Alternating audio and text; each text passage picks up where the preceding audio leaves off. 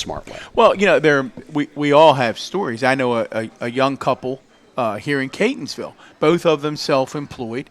One of their children was born with a condition at birth that's required 16 or so operations at this point.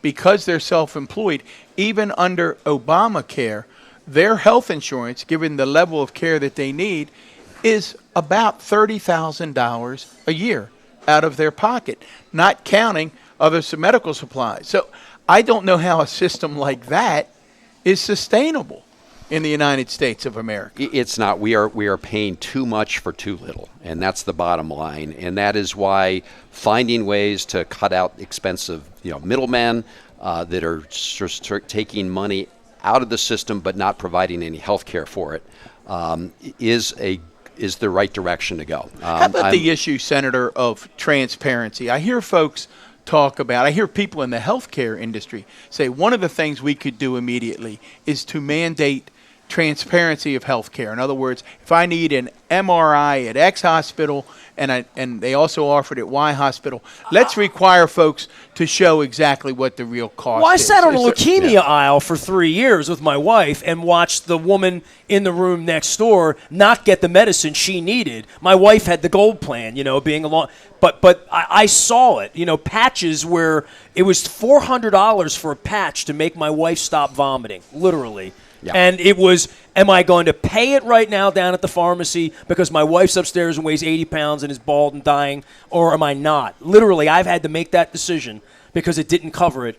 And the next door neighbor was making decisions like that 5 times a day on every pill, on every medication. I saw it. It's gross. It shouldn't happen in America. It shouldn't. It's a nutty system. It should not be the case that you cannot get the health care you need because you don't have a big enough wallet, right? Everybody should get this kind of good treatment. And Don, you're absolutely right. I mean, you need to get transparency. I'm all for more transparency. I think people should have to publish their prices because right now we have a system where everyone's cutting their separate deals. And whether you're an insurance company or you're the PBM provider, you're not disclosing the deals you're cutting, and that means that some patients are, that someone's cut a better deal for them than the person in the bed next door. So this is why I do think we need to transition away from the system we've got, and we should do it as quickly as possible. We just cannot do it in a way that disrupts the lives of people who do have healthcare plans right today that they like. And so I think that's the challenge. Public option is a first step. I don't think in my view, it's not the end of the road, not by any means, but it's a first step in that direction. Well, shift from that, and I know again we're coming up on another break, Nestor. Shift from that for a moment, Senator, to talk about respond to the folks on the other side of the aisle who are all going to be consistent in saying we can't afford it. We can't afford it. I mean, we know that's what Donald Trump is going to run on, regardless of what compromise Democrats reach in the 2020 platform. The president's going to say it's socialist, like he would have when we started Social Security, like they would have in the 60s when we did Medicare. Put your budgetary hat on. When folks say we can't afford it, tell us how we can afford it as a country. Well, we cannot afford not to reform our healthcare system. We should be really clear about that. We spend 18% of our total economic output on healthcare, and we are not getting the results and outcomes that we need. So we really, business as usual is going to bankrupt us over time. So that's why we've got to move in that direction. And if you get the inefficiencies out of the system, that means every dollar is being more directed to actually providing health care. So, my view is that if you create more of a public option, you will drive down prices. Not just my view. The Nonpartisan Congressional Budget Office has said not only will you provide greater choices for people, but it will actually reduce government expenditures because by creating competition in the exchanges, then the government's paying less. That means taxpayers are paying less. So this is the way to go.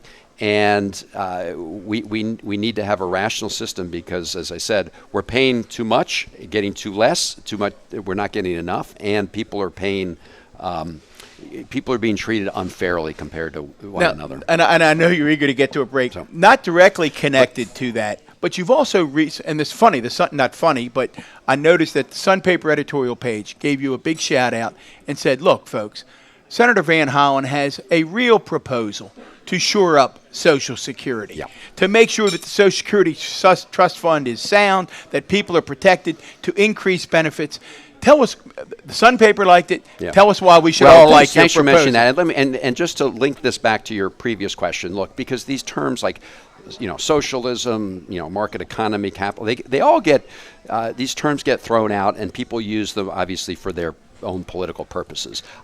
You got to remember that if you go back in time, Social Security was attacked when it was proposed by FDR as a socialist system. Right, and 30 years later, when those people were picking the checks up, people social welfare program, and you know what? It is a government-run program. Right. People say they don't want a government-run program. Social Security, and of course, we're right here in Baltimore County. Social Security Administration is right here. Where would this country be without Social Security? Where would this country be? Well, that's right. Without Social Security. Where would my mother, who lived to be 98 years old 2 years ago, where would she have been without my father for 25 years, without Social Security? Bethlehem Steel wasn't going to take care of her. It is the greatest anti-poverty program in the United States ever, including today. Tens of millions of Americans are not in poverty today simply because But that's of a handout, Social Security. right? Just a handout. Right. So jump forward to your proposal. And so Medicare, of course, was attacked for the same thing, right? People say they don't want government-run health care. Medicare is that. So what? And try to take Medicare away from some folks. Well, that's right. So they would go crazy. So Social Security, we do have an issue because if you look forward in time, you're going to have a shortfall between the monies coming into the system and the monies that are being paid to Social Security recipients. So we have two proposals. One's a very comprehensive proposal called Social Security 2100, and it would make Social Security solvent throughout 75 years out. Very simple.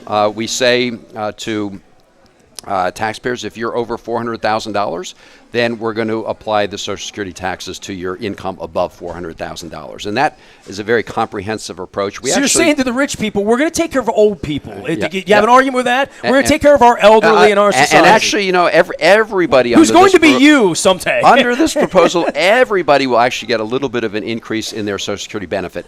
But here's the thing. We said, okay, if you're not ready to take that comprehensive approach right now, let's do something that will at least solve part of the problem right now. And so I said, let's take the estate tax, right?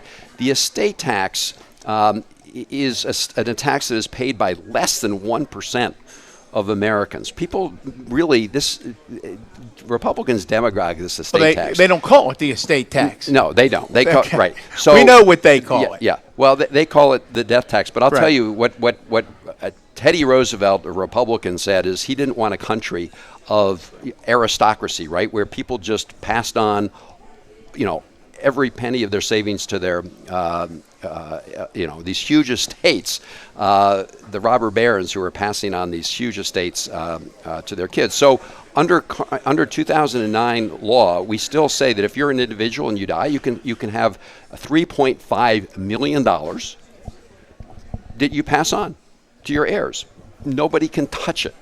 But above that, for that $3.5 million plus $1. Why $3.5 million? Is that like sort of $100,000 a year for 35 years that you put away? I mean, like literally, it was where we were in 2009, and so that was the right number. We're just saying, look, we're just taking you back to where you were in 2009 because one of the things the Republicans did in the 27 tax bill is they said, okay, we're going to change that from 3.5. You're going to get over $20 million of estate that you can pass on tax-free. And then they lowered the rate for people who had these huge estates. I mean, we're talking about the top, 0.01%. We're talking about hundreds of millions of dollars, billionaires. And our view is, look, you can afford to take a little bit of that funds to help shore up Social Security. And so walk us through I want our listeners who are listening to you today, I want them to understand your proposal, which you said will make the trust fund financially solvent out to 2075 or 75 years. Whatever. So tell us again the specifics of the proposal. What does it do? Okay. So we have we have two proposals. One is the comprehensive one. And what it would do is essentially close the gap in funding for the Social Security system for another 75 years by saying if your income is over $400,000 per year, you will pay your Social Security, your FICA taxes on the income above that amount. And that generates a lot of revenue that would then go to shore up the solvency of the Social Security Trust Fund. We have a separate proposal that said, because that's a comprehensive thing that takes care of it. Right. But say if you don't want to do that right away, let's at the very least dedicate some of our estate tax revenue to strengthen Social Security. Right. This was an idea that actually goes back to Thomas Paine and George Ball, who's the guy who founded the modern Social Security system. And the idea is we're going to take some of that estate tax revenue and we're going to use that, to shore up this retirement security system to build a better society. To build a better society. And so that's what that. So all it does is say, okay, we're going to go back to the estate tax levels that were in effect in 2009. And you've introduced this legislation. Introduced that bill. It's sitting there. It's sitting there. We need a certain senator from Kentucky to move it forward. We do. And, what it would do is strengthen. There's a recurring theme here. Yeah, with exactly. a senator from That's Kentucky. Right. That's right. By the way, we're going to go 10 more minutes total, and we're not even going to take a break, but we'll figure this out later. Well, it's good to be here. Look, when I started this, the sun was in my eyes. I thought that was your guys' interrogation bring him lunch. technique. All right. We're not going to take a break. We're going 5 or 10 more. You wanted to do guns, but I want to go back to Russia because the interference in there our was election. a Russia and guns connection a little bit in that last election, right? You had some of the Russian guy who was contributed to the NRA. Correct. Maria but anyway, Butina. We won't go there right now. And, it all makes sense. So, why would it make sense on Fox News? But the part that is amazing to me on the Russia side is if you were on Facebook, if you were on Twitter, and I'm a journalist, so I speak in complete sense. You could see sort of the all of the where it came from, Cambridge Analytica. Now, 4 years later, we go back and see all of this. It was so subtle to most Americans that to say, well, they're not going to do it again, the Americans who had it done to them don't even know it was done to them, which is the art. And this goes back to Pakistan and you growing up around the world and knowing intelligence communities. It's really incredible what the Russians have done here, which is infiltrate, and we still have the ruling side of our country not even realize that it happened. It's kind of like a card trick. Yeah. Look, there are three ways that our systems are being attacked, and we need to focus on all three. The Senate Intelligence Committee just came out with a bipartisan report a few weeks ago that mentioned that the Russians actually hacked into some component of the election system in all 50 states. Now, there is no proof that they changed outcome. In other words, if the vote tally was 100, there's no proof that they changed it one way or another. But they did get into some voter registration systems. And if you can do that, you can imagine you have the capacity to create havoc. You can knock people off of voter registration lists. So when they come to vote, they say, oh, sorry, you're not here. So that is a direct attack on the election infrastructure. We need to address that. Secondly, you had the Russian government essentially spending money through conduits to buy ads. And third, you have what you're talking about, which is this massive effort on social media, not paid, but just organic, to try to influence people's votes. The Deter Act that Rubio and I introduced would say if we catch you in any of these three areas, you are going to face massive economic sanctions. So if you're Putin and you're trying to decide, am I going to interfere in 2020? You will know this time you will have a huge cost and penalty to pay, because right now it's penalty free. In fact, it's a benefit, right? He's sowing all sorts of division here, uncertainty, undermining our democracy. So we're just saying, hey, you should. If we catch you, you're going to have to pay a big price. Didn't we catch him? We did catch him. We did catch him, and we applied some sanctions, even though Trump didn't want them. The Congress, it was actually, you go back to the very early days of this Congress, right after Trump was elected. The one thing that we did on a bipartisan basis with an overwhelming vote was we applied some sanctions on Russian oligarchs. I think there were 90-some votes. Yes, correct? That was called the Katza legislation, and Trump didn't want it. Well, most of them own condos in his tower, literally. So, well, I'm hoping if the House can get a hold of a lot of this financial information, whether it's from Deutsche Bank or Trump Enterprises, they're going to be able to Why is that so hard to unearth for the guy running our country? Why is that a tough ask? Why is that not bipartisan? Yeah, you got to ask. The tax returns of the What are you president? afraid of, right? I mean, it's interesting. Trump kept saying, okay, he wants the Mueller report to come forward, and then when it comes forward, he says, okay, this exonerates me, and then he spends all his time trying to prevent the witnesses from testifying before Congress, right? He's essentially asserting executive privilege. Some might say is obstruction. Right. Well, hey. Some might. Look, yeah, hey, if this is so good, if the story is good and you're exonerated, which as we know is not true, why is it you're making it so hard? Let's tell the story. Hey, if this is a good story for you, why do you want to tell it? I mean, that's the sort of obvious question that people should have. Nestor, I know the senator has to run. We can't let him get out of here without we're here in the wake of several more mass shootings. Just this morning, you probably heard on the radio, I heard it, they apprehended another man last night walking into a Walmart with an assault weapon with a bulletproof vest, probably minutes away from another mass shooting. My gun story, Senator, very, very real. Remember our friend Kevin Kamenetz very well. August 27th, 2012.